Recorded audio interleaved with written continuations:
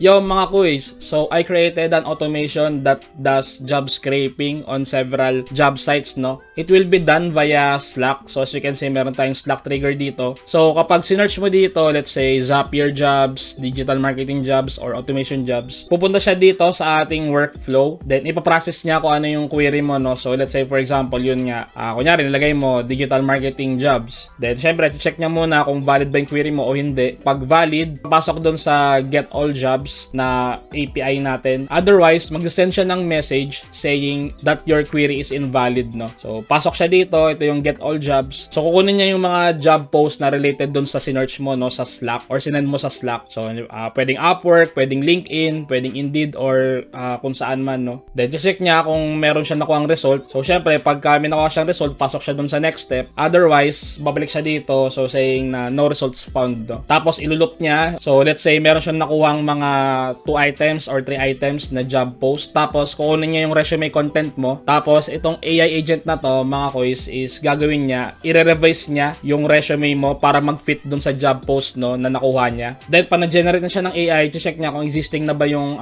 custom resume for that particular job post. Siyempre, pagka-exist, titigil na siya rito. Otherwise, tutuloy siya dito. So, i-copy niya yung resume template natin. So, ito yung ating resume template. And itong mga tags na to or variables na to, mga kuys, mapapalitan niya nung AI generated na content. Depende dun sa job post nga. Tapos, i-update niya, gagawa siya ng bagong resume. So, ito, bale, i-copy niya to, tapos ilalagay niya yung mga content na na-generate niya. Tapos, pag kami nakita siyang email, obviously, mag-create siya ng email draft. So, email draft pa lang yun kasi i-review mo pa yun, no? Hindi natin siya pwedeng isend agad-agad kasi syempre, baka may mali or something or meron kang gustong baguhin, no? Otherwise, pagka wala namang email dun sa job post, syempre, i-skip niya. Tapos, sisend niya na yung details dun sa Slack. So, pwede natin subukan para mas maintindihan natin. So, save ko muna dito. Tapos, execute workflow tayo. Tapos, dito, lalagay ko Zapier jobs. Ayan, looking for Zapier jobs. So, tingnan natin kung working yung automation natin. Ayan, so, pumasok na siya doon. Get all jobs. Ayan, nakakuha siya ng 2 items doon sa search. Ayan. So, tingnan natin kung anong gagawin yung susunod.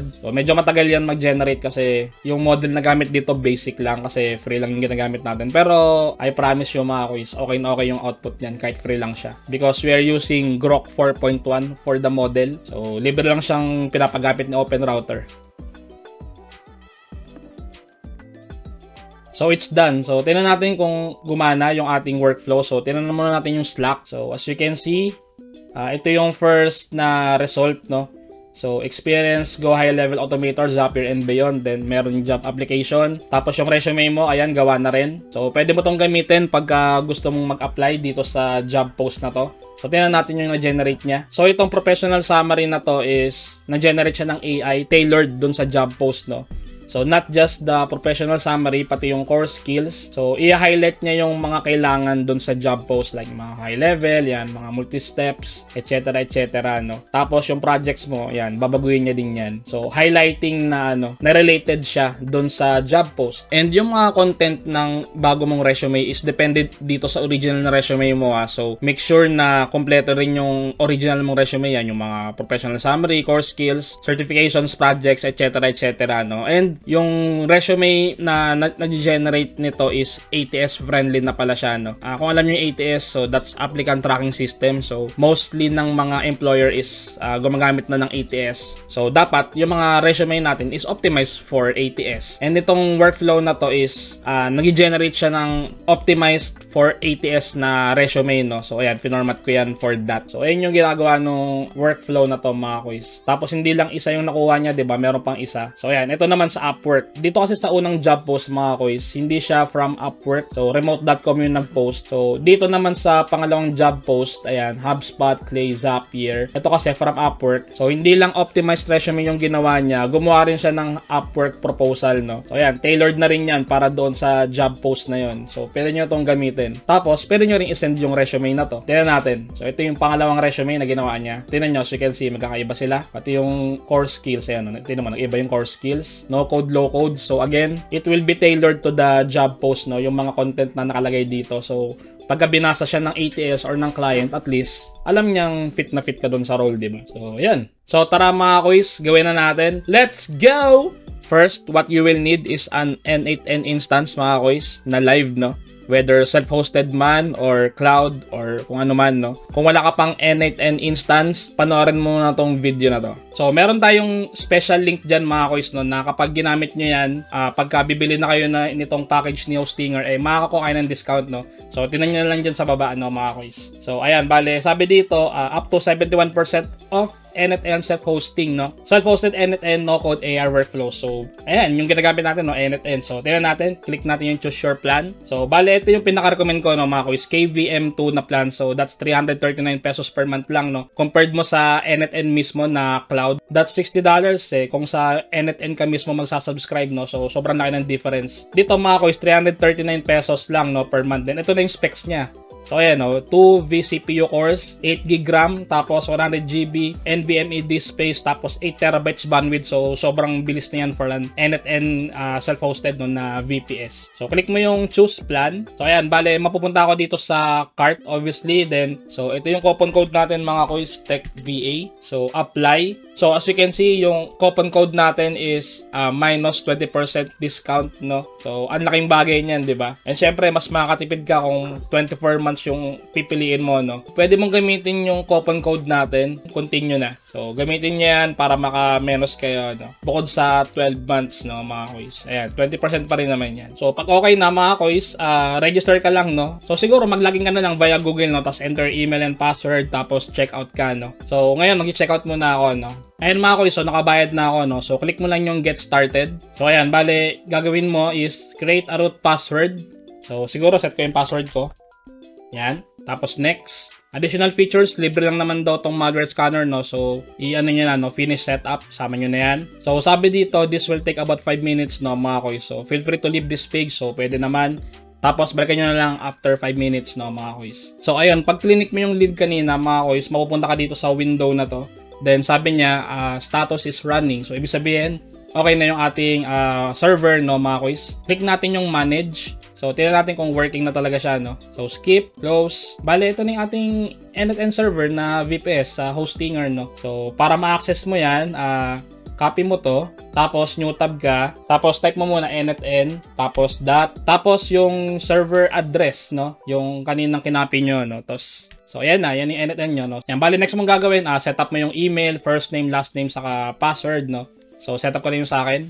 Ayan, so, natapos mo na yung initial setup, no, mga kois. So, click mo lang yung get started. So, bali, mag-send dyan ng free license key dun sa email na sinetup mo kanina, no.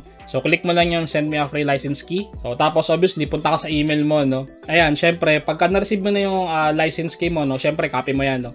Medyo matagal lang siya mag-send, mga kois, so, hintayin-hintayin nyo lang. After nyan, balik ka sa N8N mo, tapos, punta ka sa, bale, click mo tong pangalan mo dito sa lower left, tapos, click mo yung settings, tapos, enter activation key, tapos, paste mo yun, no, so, activate. Bale, activated na yung N8N instance mo, no, you're on the community edition, sinasabi dito. So, ayun, mga kois, that's it for our N8N server sa Hostinger, no, na VPS. So, sobrang mura, 330 pesos per month, tapos meron pang kasamang domain. Ideal to kung sobrang dami ng automations na ginagawa mo, no? Or kung meron kang client na gustong mag-setup ng self-hosted server. Ito yung pinakamura saka pinakasulit para sa akin, no? So, next na kailangan mo is yung resume mo, no? So, whether kung ano mang format yan, as long as nandun yung mga important na details, no? Like yan, yung syempre, yung pangalan mo, tapos professional summary, skills, certifications, projects, tapos, yan, experience, yan, education, tapos reference, no? Ilagay mo siguro.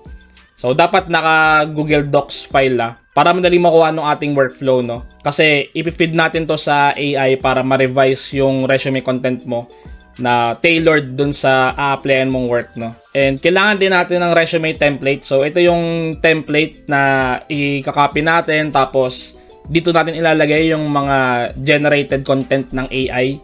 So, ayan, bale, meron akong nilagay dyan na link ng document, no? So, andyan yung resume template. So, copy nyo na lang. So, gawin nyo, file, tapos may ka-copy. Then, yun na. Ayun na yung copy nyo ng resume template, no? Tapos, ilalagay ko rin sa document yung prompts na gagamitin natin. So, para nasa isang place na lang sila. So, nandyan lang yan sa baba. Check nyo na lang. And then, kailangan din natin ng Slack account, no? So, balik tayo sa N8N kung okay na yung mga kailangan mo. So, create workflow ka. So, i-rename mo yung workflow mo. AI Jobs Scraper plus Resume Optimizer. So, tapos simula tayo sa trigger. So, plus, tapos trigger. Ang trigger natin dito yung Slack. Ayan, tapos on message posted to a channel. Ayan, ayan yung magiging trigger natin. So, ano ko lang ito ng konti para makita natin. So, wala pa tayong Slack account for now. So, gagawin ko new tab, tapos Slack. Ayan, Slack. So, create kayo ng account dyan, mga koys, ha. So, ako kasi meron na, tapos click mo yung launch Slack. So, sa web lang tayo. Ayan. You can also use Slack in your browser para madali nating makita. Tapos, dito sa channel nyo, mga koys, so, right-click mo yung channel, tapos create channel. So, siguro lagay mo dito, jobs. Ayan. So, next. Tapos, sige, i-public na lang natin. Tapos, keep for now. So, ito yung gagamitin natin, no? Dito tayo mag-search ng jobs, no? Mamaya, pag natapos natin yung workflow natin. Close ko yan. So, okay na yan. Then, punta tayo sa api.slack.com/apps. Ayan yung ano natin, pinaka-address ng ating app sa Slack, no? Which is para makonect natin yung Slack account natin or makagawa tayo ng bot papunta dun sa N8N natin, no, mga koys. So, gagawin ko, create an app. Click ko yan.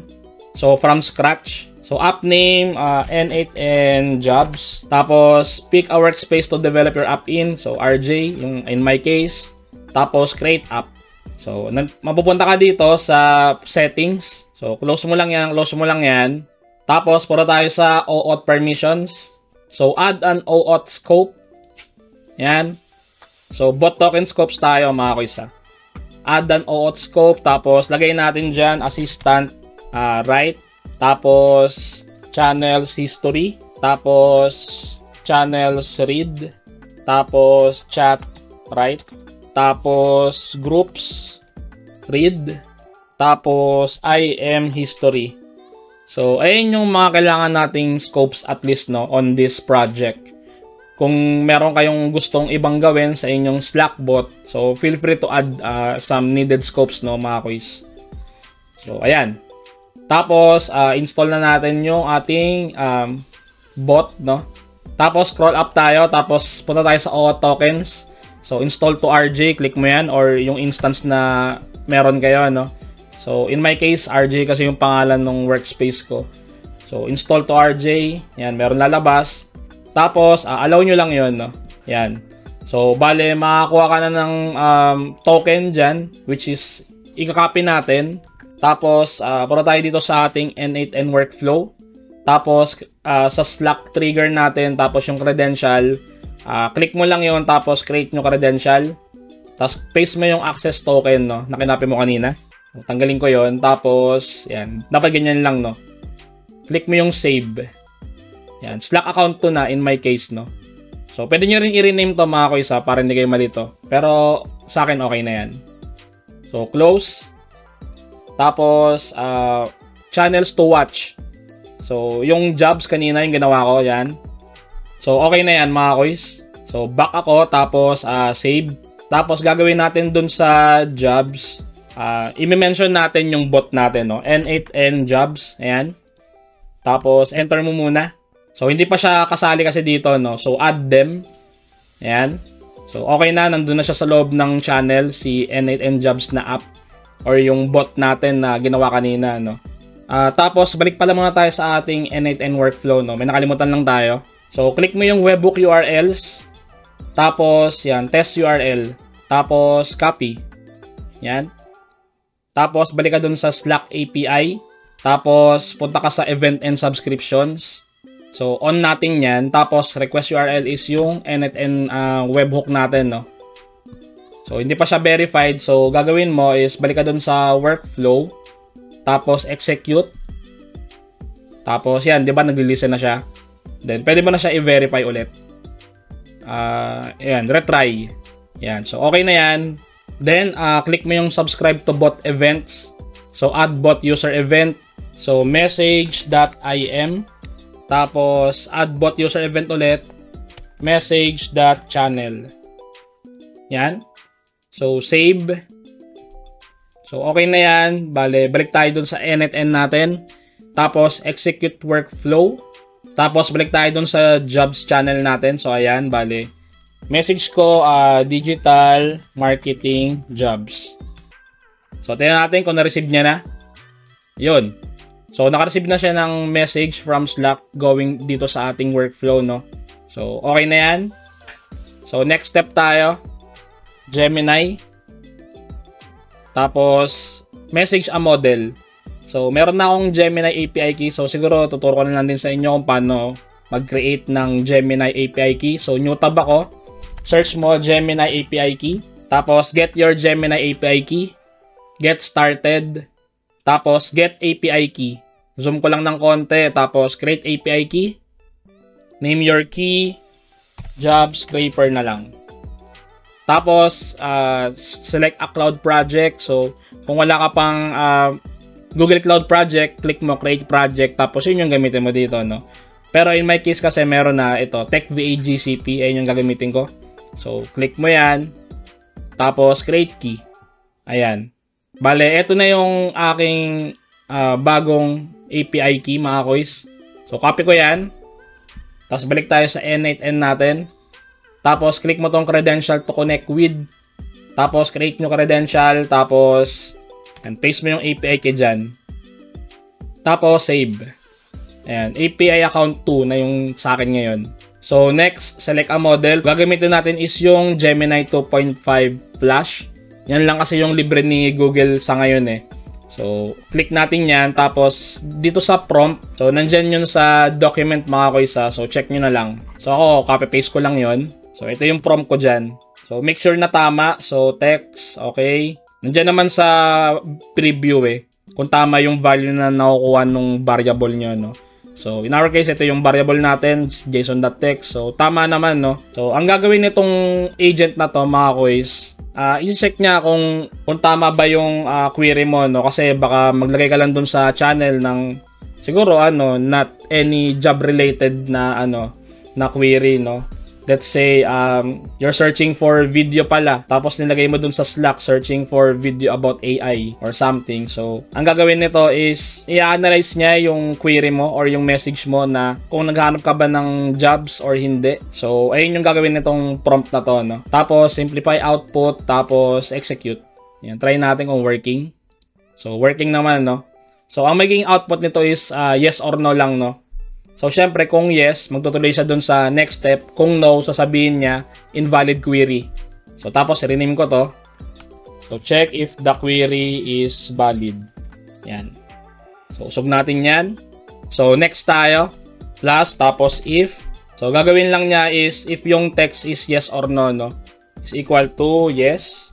So, syempre, pag yes, pasok sa next step. So, kapag no, so, balik tayo sa Slack. Slack, tapos send a message. Yan, click mo yung send a message. Tapos send message to channel. Tapos simple text message. So lagay mo dito invalid query or no results found. Yan. Kasi gagamitin din natin to mamaya sa isa pa nating condition, no? So kaya ginanyan ko na. Save, tapos right click ko to, rename invalid query. Yan. Tapos syempre pagka true, so, Slack ka ulit. Tapos, yan, send a message. Tapos, ganun ulit. Send a message to channel. Tapos, jobs. Tapos, siguro, lagay natin dito, searching jobs. Tapos, dito sa pagitan ng single quote, mga quiz, click ko yung Slack trigger. Tapos, yung text. Ito. Yan. Tapos, lagay ko yan dito. Yan. Medyo nalihis siya. So, lipat natin dito. Ayan. Cannot and paste ko lang. So, save. So, goods. Rename natin to. Send searching for jobs. So, next tayo. Punta na tayo sa ating HTTP request.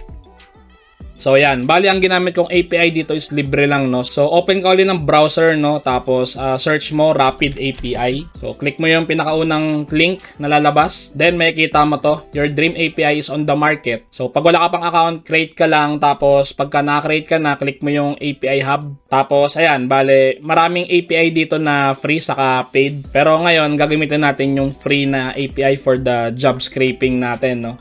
So, click mo yung jobs. Tapos, lalabas dyan ito, yung J-Search. Ayan. So, ayan yung pinakaunang item na lalabas dyan. So, ito kasing J-Search, meron siyang free tier ng API calls. So, ito yung gagamitin natin sa ating workflow, no? So, click mo yung J-Search. Tapos mag-subscribe ka dyan, no? Meron dyan subscribe something. So kasi ako nakasubscribe na ako eh, kaya test endpoint na yung nakikita ko.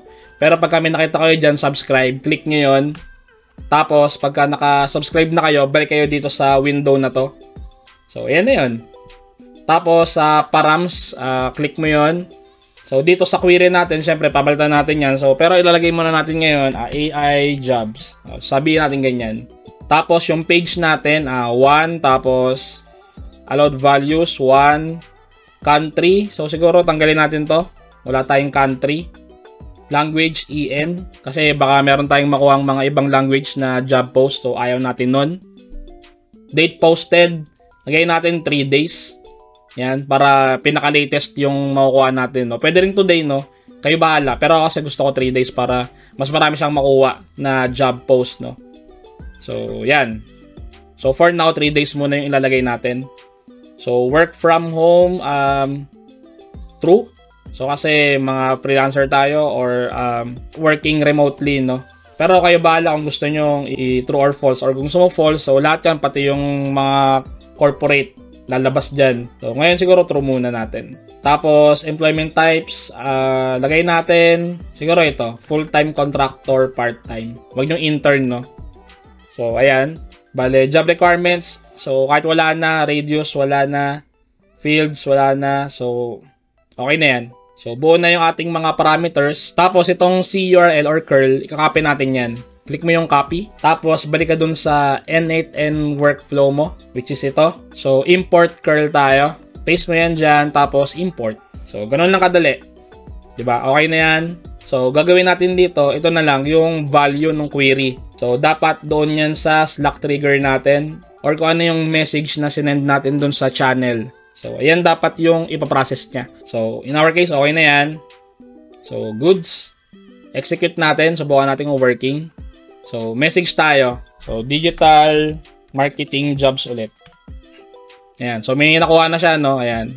So, ayan yung result ng ating query sa API na JSearch. Iba-ibang resources to. So, meron sa Glassdoor, meron sa ayan, quickswoop.net, jobs.ashbyhq.com. So, iba-iba siya ng resources. To Indeed, meron din.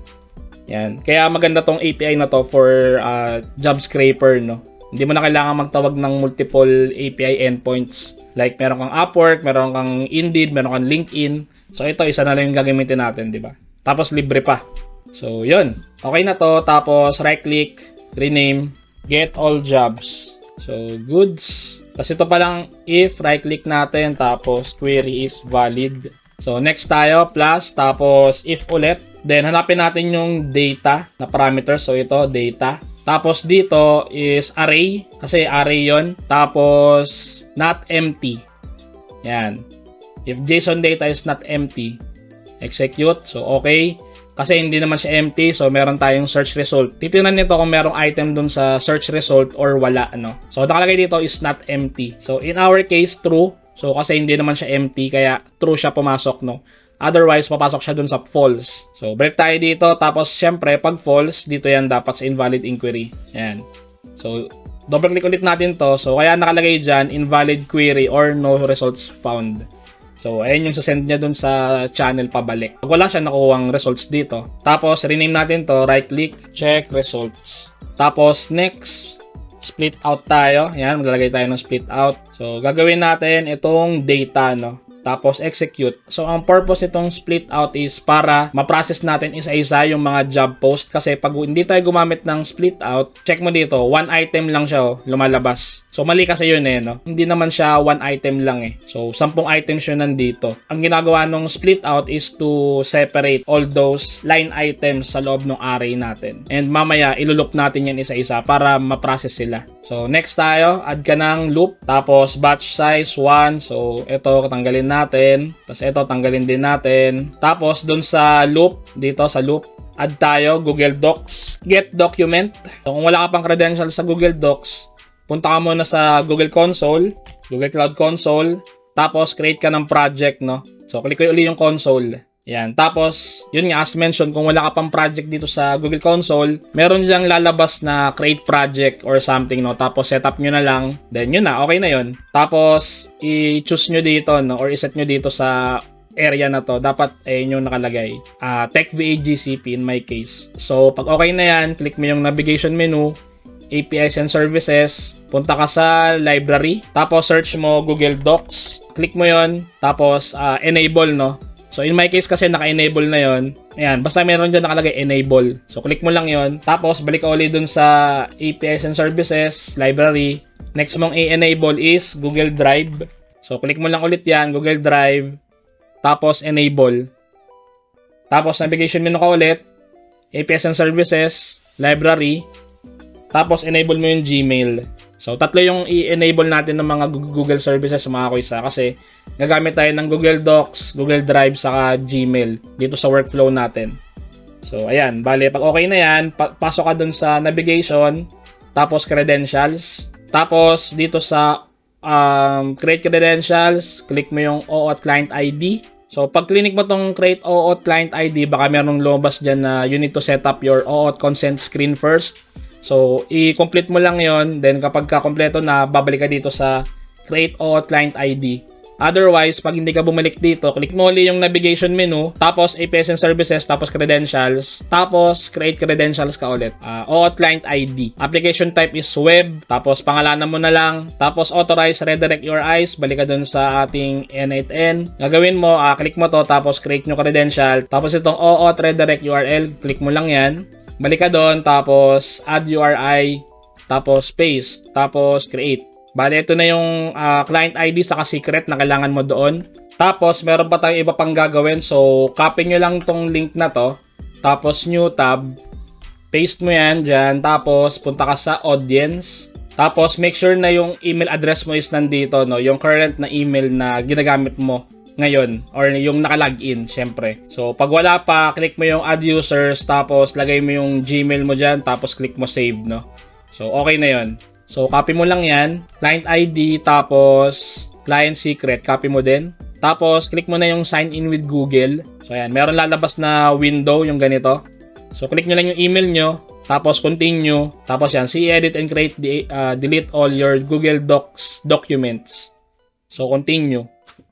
Yan. Okay na yan. Tapos, mag-close na lang yan ng kusa. So, wag nyo muna to i-close mga kuya kasi mamaya mag-setup pa tayo ng Google Drive saka ng Gmail. So, kailangan pa natin yan.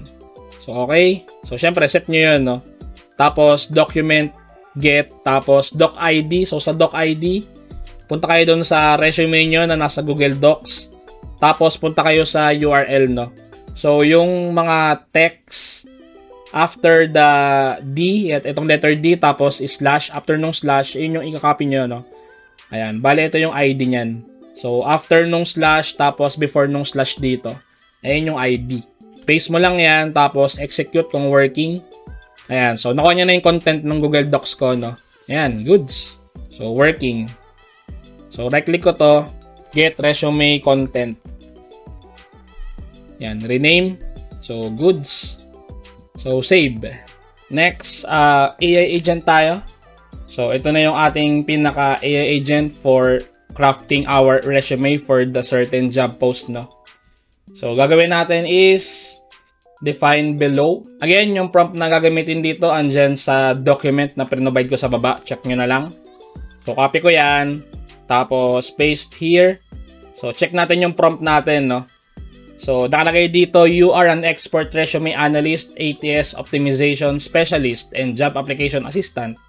So, your job is to take a resume, a job title, and a job description, then generate tailored outputs following strict rules. Yan, inputs you will use, yan, job title, resume content, tapos job description sa yung job post URL, no? So, ayan, blah, blah, blah. Bale, ito ibibigay niyang output, no? So, new resume content, professional summary, core skills, list of projects, professional experience. Kumbaga, i-rewrite niya yan, no, mga quiz. Tailored dun sa job post. So, yan, goods. So, copy nyo lang yan. Tapos, require specific output format tayo. So, tapos, copy natin yung ating JSON dito sa prompt, no? So, kailangan natin yan for our structured output parser. Back to canvas ka, tapos, output parser. So, structured output parser tayo. Tapos, tanggalin natin yan, then paste. So, ayan yung i-output niya, no? Tapos, chat model tayo. Open router, yung gagamitin natin. Kung wala ka pang open router account, new tab ka. Tapos, open router. Open router. AI. Yan, open router. Tapos, click mo yung pinakaunang link. So, kung wala ka pang account, create account ka lang. Tapos, punta ka dito sa keys. Tapos, create key ka lang. Tapos, maglagay ka ng name sa iyong API key. Tapos, click mo yung create. So, after nun, merong lalabas doon na, yun nga, yung key. Tapos, copy mo lang yan. Tapos, paste mo dito, no? Yan, paste mo yan dyan. Tapos, save. Tapos, gagawin natin is, yung model na gagamitin natin dito is yung Grok 4.1 Fast. Ayan. So, ayan. Bale, free model yan sa open router. So, walang bayad yan. Mas maganda yung output niya. In my case, no, na-test ko siya. So, ito yung mararecommend ko na gamitin nyo dito sa workflow natin, mga kois to. Tapos, double-click ulit. Double-check natin kung nandun na yung mga content natin. So, ayan, resume, json.content. So, ito yan. So, ilagay na lang ulit natin, no, para makita nyo kung ano yung ginawa ko. Tapos, job title. So, nandito yan sa loop. Ito. Teka, tanggalin natin yan. Job title. Tapos, job description. So, nandito rin yan. Job description. Ayan, ito. Tapos, dun sa job post URL. So, ito na lang yung gamitin nyo, no, yung job apply link. Huwag kayong malito mga kuisa kung nawala yung mga nandito. Kasi, nireshoot ko lang to. So, kasi medyo nagkamali ako dun sa una kong clip. Pero, huwag nyo nang baguhin to. So, ito yung correct na field para dyan, no. So, ito, job apply link. Eh, yung hanapin nyo dun. Tapos, mag-set tayo ng output parser mga kuis. So, gagawin ko, i-copy ko tong JSON dun sa pinakababa ng prompt natin. Yan, copy. Tapos, click ko tong require specific output format. So, yan. Tapos, back. Tapos, click ko tong output parser dito. Tapos, structured output parser. Tapos, dito, yan, generate from JSON example. Tanggalin ko yan. Tapos, paste ko lang yan, no? Yung kaninang kinopy ko from the prompt. Yan. So, okay na yan mga koy. So, execute natin. Medyo matagal siya mag-execute obviously kasi marami siyang gagawin. Pero dito kasi sa example natin mga koy, digital marketing specialist yung sinearch natin. Tapos, yung resume natin pang automation specialist, no? So, possible na malito siya. So, syempre, dapat kung ano yung position talaga na hahanapin nyo, dapat tailored din yung pinaka-resume nyo, no? Or yung default na resume nyo. So, kasi in my case, hindi siya pang digital marketing eh. Pero ginawa niya pa rin, no? So, ayan, goods pa rin naman. So, nakita siya ng email, no? So, ayan, goods. So, ayan, working na yung ating AI agent. So, siguro right-click ko to, tapos rename, tapos create resume content and proposal. Tapos, maglagay tayo ng Google Drive. So, Drive. Gagawin natin is search. Ito, search files and folders. So, ito yung Google Drive natin. So, gagawin natin is, punta ka dun sa credential to connect with, tapos create yung credential ka. Tapos, balik ka dun sa create OAuth client ID and secret. So, copy mo lang ulit yung client ID saka secret. Yan. Copy ko lang yan. Tapos, sign in with Google, no? Tapos, ganun lang ulit, katulad nung kanina. Tapos, continue. 3, yan. Google Drive, ganyan-ganyan. So, done. Tapos, continue mo lang. Connection successful. So, okay na yan. Bale, gagawin mo, punta ka dito sa Google Drive. So, tapos mag-create ka ng folder called resume. So, ako kasi nakagawa na ako. So, gagawin mo is right-click, tapos new folder, tapos resume, no? Tapos, dyan sa document na provide ko, nandyan yung new resume template. So, click mo lang yan. So, pagka naklik mo na yan, file mo, tapos make a copy. Tapos, ilagay mo dito, no, pwede rin dito, sa loob ng folder or basta as long as nasa Google Drive folder mo siya. Okay na yan. Pero para mas organized lang, nilagay ko siya dito sa loob ng resume folder. Tapos, search tayo. So, ang magiging file name convention niya is resume 4. Tapos, dito sa loop. So, job title, ito. May space. So, resume for digital marketing. Tapos, lagyan natin ng date month, no? So, type tayo. Dalawang curly brace. Tapos, now, .to format date, tapos month, date, tapos year. Ay, sorry, to format pala. $sign. Yan. So, now to format month, date, year. So, ayun yung magiging file name ng resume na i-generate natin, no? So, hahanapin niya muna kung existing na ba or nakagawa na ba siya ng resume for this. So, kasi syempre, pag nakagawa na siya ng resume, hindi na niya itutuloy, no, yung pag-create ng bago kasi nga meron na di ba? Bale, execute. So, syempre, wala yan, no? So, habang nag-execute yan, click mo yung settings, tapos enable mo tong always output data. Kasi pagka hindi yan naka-enable, tapos wala siyang nakuha doon sa search result, mag-error yan, no? So, hindi na siya magtutuloy sa next step. So, pagka naka-enable to, kahit wala siyang makuha doon sa search result, magtutuloy pa rin siya. Yun nga lang, empty nga lang, no? So, again, isa-search niya ulit yung file name na to na ginawa natin, no? So, that's resume for yung job title. Tapos, yung format nung date. So, para alam natin kung para saan yung resume na yun. Tapos, anong date? Obviously, wala siyang search results, no? Kasi, syempre, pagka meron yan, so obviously, hindi na siya magtutuloy sa next step kasi meron na siyang ginawang resume for that previously eh. So pagka tinuloy kasi natin, magdo-doble-doble yung gagawin niyang resume, no? Next tayo, papasok tayo sa filter. So this is connected dun sa sinasabi ko kanina. So tapos ilagay natin dito ID, tapos does not exist. Syempre, kaya yan pula kasi wala naman siyang nakita dun sa search result kanina, no? So kaya red talaga siya. So ibig sabihin, wala pa siyang nagagawang resume para dun sa job post na yon, mga quiz. So, ayan, tama lang yan. Tapos, right-click, rename, resume exist. Tapos, next step natin, wait. Wait tayo ng 5 seconds. Tapos, next step, Google Drive. Tapos, copy natin yung file. So, from list, new resume template. Yan. Kung yan man yung file name nyo, mga quiz, no? Or kung ano man yung file name nyo doon sa resume template natin na dinuplicate nyo kanina. Tapos, ang file name natin is, siguro balik tayo dito sa search files and folders. Tapos, copy lang natin to. Double click, tapos yan. So, dapat consistent na parehas yung doon sa search file natin saka dito. Kasi, syempre, pagka magkaiba yan, hindi yan gagana, no? Magkaaloko-loko yan. Tapos, copy in the same folder. Yes. So, yan. Okay, goods. Execute. So, mag-execute ulit yan, papunta doon. Yan, medyo matagal, obviously. So, habang nag-execute yan, right-click ko muna to, tapos rename, copy, resume, tapos hintay ulit tayo ng 5 seconds. Tapos, add tayo, Google Docs. Google Docs. Update a document. So, wala siya nakuha dito, so mamaya i-map natin yan. So, double-click ko lang to, tapos copy resume template, kasi ito na yung bagong file natin na i-modify natin, no? Tapos ilalagay natin yung mga na-generate ng AI. So, ayan, no? Tapos sa actions mga quiz, so object, text, action natin, find and replace. Tapos old text natin, so puro tayo dun sa template natin. So, ito yung mga kailangan natin palitan na. Ayan, professional summary, core skills, tapos list of projects, then professional experience. So, professional summary tayo. So, copy lang natin to. Tapos, balik tayo dito sa ating action. Tapos, old text. So, ang new text niyan, mangyayari is doon sa ating AI agent. Yan, professional summary. Yan. Okay? Tapos ito fix kasi string lang naman siya eh. Hindi naman siya yung variable para sa n at n. So, pagka nagkulay-pula yan, click nyo lang yung fix. Okay? Tapos, add action. Ganun ulit. Find and replace text. Balik ka dun sa template mo. Core skills naman. Ito, fix. New text. Yan, core skills. Add action. Tapos, action. Find and replace. Old text. Balik tayo dito. List of projects. Fix. Yan, new text. Yan. Add action.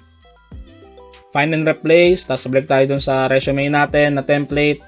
Yan na, professional experience. Fix. Tapos yan, new text.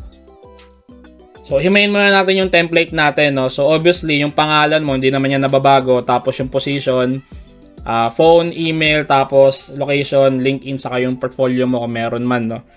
Kung mag-a-apply ka for digital marketing or automation specialist or graphic designer, web dev, importante may portfolio, mga ganyan. Saka mga projects, mga quiz.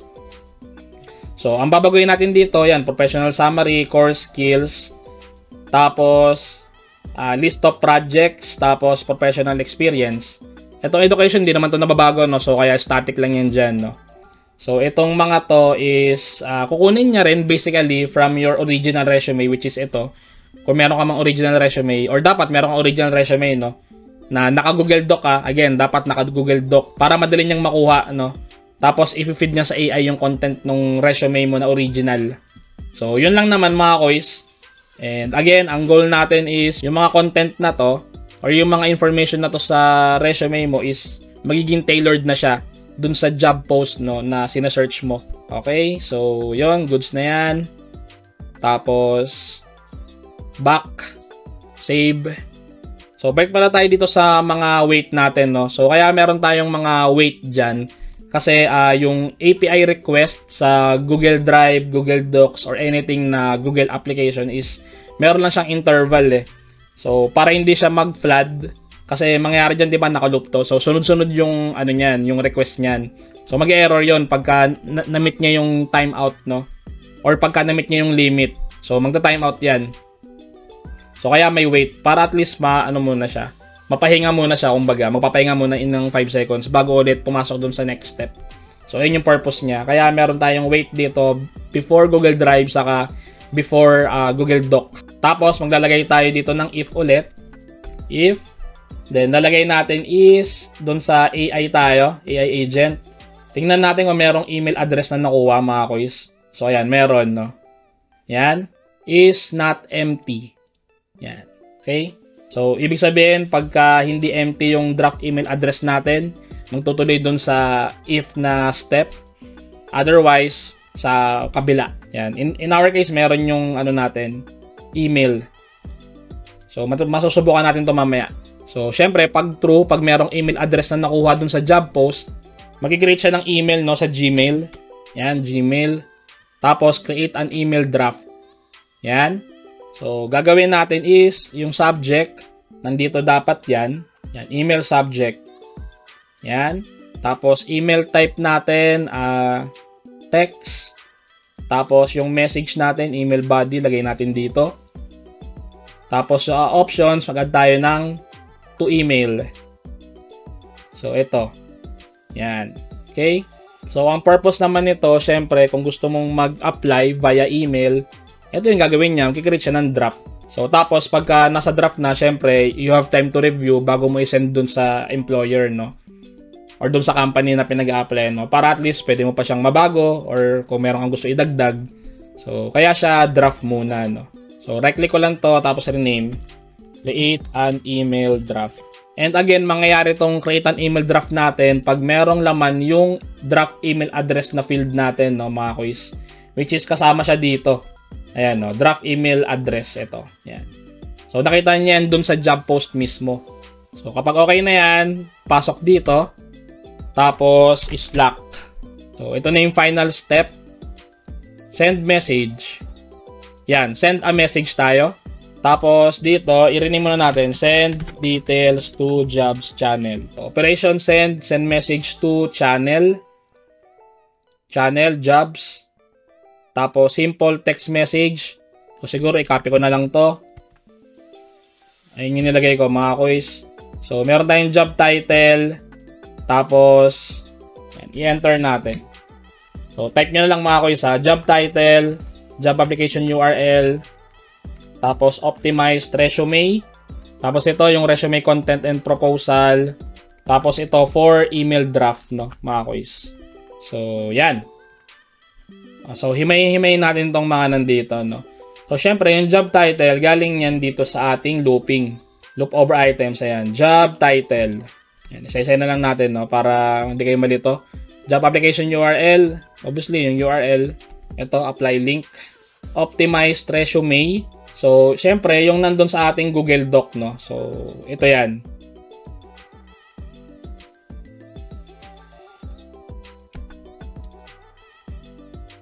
Yan. Tapos, itong link na to, mga quiz, kinopy ko lang yan doon. Tapos, minodify ko lang yung document ID.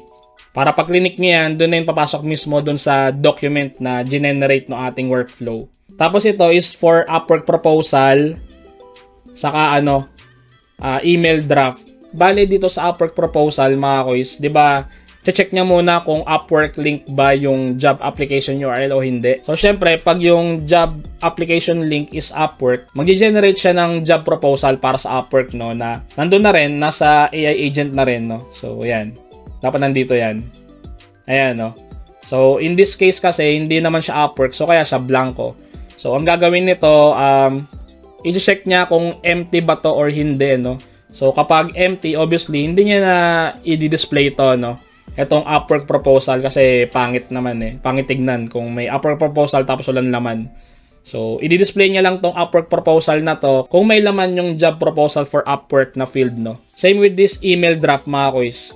So, kasi hindi lahat ng job post merong email address na nakalagay. Hanapin ni AI agent kung merong email address. So, in this case, meron siya. Kaya siya nag-draft ng email, no, mga kuys. So, ayan. Bale, ganun din. Pag merong laman yung field na to, magdi-display tong ano na to, email draft na to dun sa Slack. Otherwise, pagka wala, edi hindi niya i-display. So, ayan, no. Bale, siguro ilagay ko na lang din to dun sa document. Double check nyo na lang. So, ayan. That's it. So, okay na yan. Tapos na tayo. Ang final step natin is, di ba, looping to? So, gagawin natin, ibabalik lang natin to papunta doon sa looping. Yan. So, double check ko muna kung may laman. So, right click ko to, tanggalin ko muna to. Tapos, siguro pang automation yung ilagay natin. Execute workflow. Tapos, punta ako sa Slack.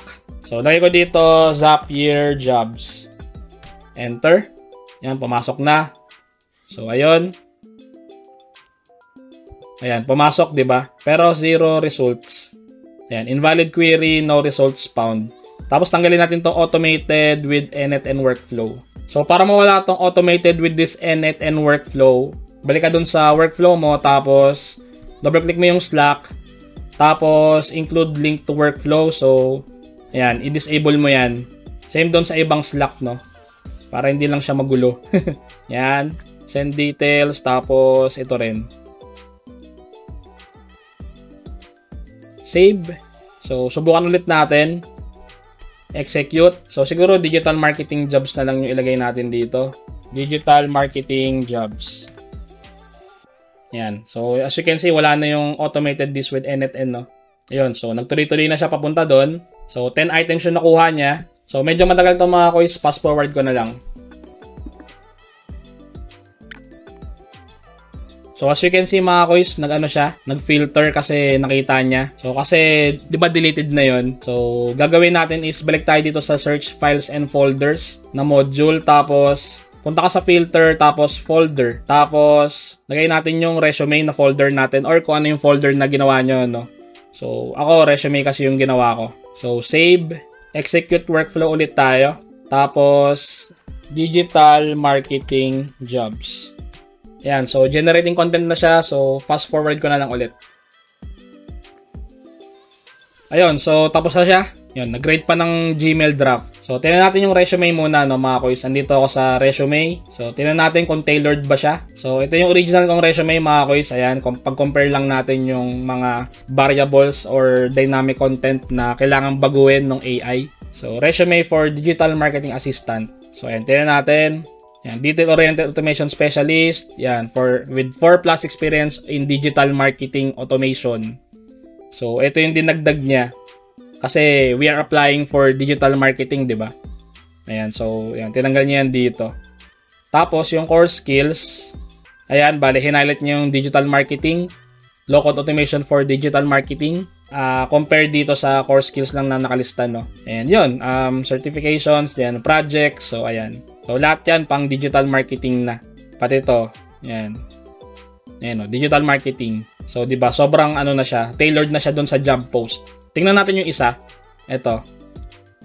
Ayan, ganun din. Digital marketing automation, ganyan-ganyan.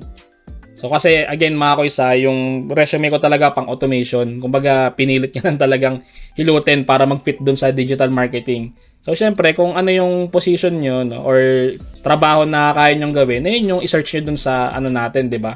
Sa workflow natin. So, ito kasi sample lang to, no? Pero at least nagawa niya pa rin, di ba? Ayan, goods. So, tingnan natin yung Gmail natin. Kasi nag-drop siya ng Gmail, Tapos, para tayo sa draft. yung email nung maybe recruiter or CEO or something. So ayan, bale nakuha niya na, tapos yung subject, tapos ayan yung proposal. Tapos siguro attach nyo na lang yung ano nyo manually, yung resume. Or mag-ano kayo sa Google Drive, ayan, no? Click nyo tong insert files using Drive. Tapos yan, yung resume for digital marketing. So ito yata yan. Hindi ko alam kung saan dito pero double check nyo na lang. So let's say ito, add link. Ayan, so di ba nandun. Pero dapat hindi dyan, dapat nandito sa ilalim. So Google Drive, tapos click mo yan, tapos add link. Ayan. So goods, tapos send, yun na. Or kung gusto mo pa tong baguhin, edi baguhin mo, no? Ikaw na lang bahala dyan.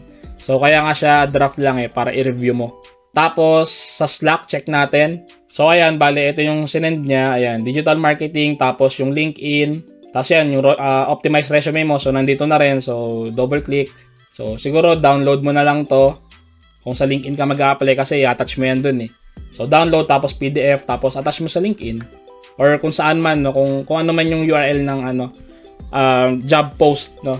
Tapos email draft, ayan. Double click mo yan, tapos pasok mo sa email draft. So siguro palitan natin yung link nito. So ganito pala siya. Siguro papalitan ko yung link nung Gmail na draft natin, no? Or yung email draft natin kasi hindi siya nabubukas kusa. So ito kasi yung link niya, ganito pala siya. So gagawin ko, punta ako dito sa send details to job channel. So expand para madali makita. Tapos ito na yung copy natin, no? Kasi ito, tanggalin natin tong https mailgoogle.com. Hanggang dito sa inbox. Yan. Tapos may equals yun, di ba? Ayan. Yan na. json.message.id. So, ayan. Bale, para tama na yung link ng email draft na isasend dun sa Slack. So, next, balik tayo dun sa ating Slack trigger, no, mga kois. Meron tayong mga changes na gagawin dito. So, yung unang change na gagawin natin is yung trigger on. So, kasi pagka new message posted to channel yung trigger niyan, mag-infinite loop lang siya, no, pagka ginawa na natin tong active sa production. So kasi 'di ba nag-send siya ng message ng searching for AI job, sabihin natin. So considered yun as new message. So mangyayari pagka na-detect niya na merong new message, magaran tong workflow na to infinitely. So ayaw natin nun. So gagawin natin, babaguhin natin yung trigger. So trigger on bot app mention na, okay? Tapos gagawin natin is punta tayo dun sa Slack API natin. Tapos dun sa subscribe to bot events, click mo yan. Tapos add bot user event, select mo yung app mention. Tapos save.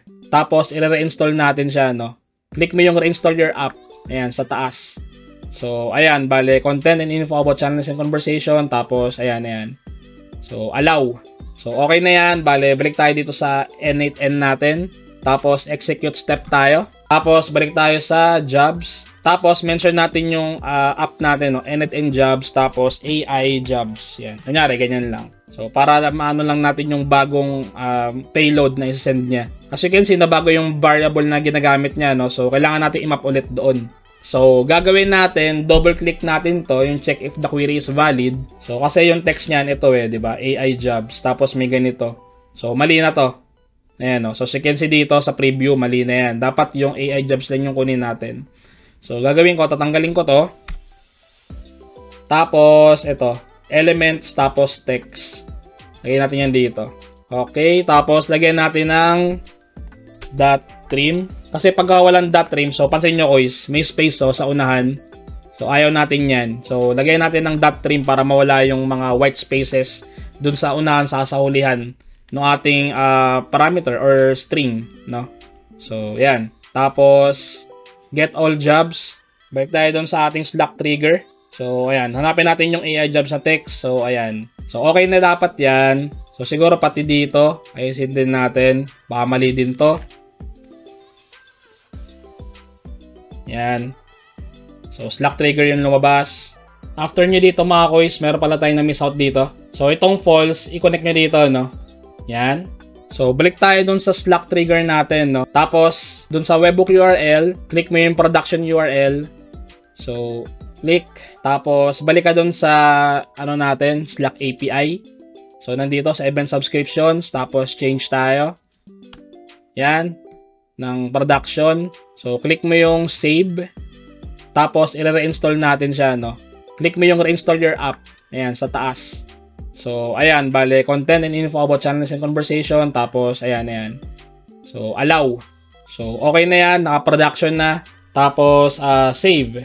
Then, pwede na tayong mag-test sa production. So, click mo yung toggle na to para maging active siya. Then, pagka may lumabas na pop up, ignore nyo lang yon. Okay nyo lang, mga ganun, no? So, balik tayo dun sa ating Slack. Jobs. Tapos, mention ko yan, syempre, AI jobs. Yan, searching AI jobs. Siguro, tanggalin nyo na lang to, mga quiz.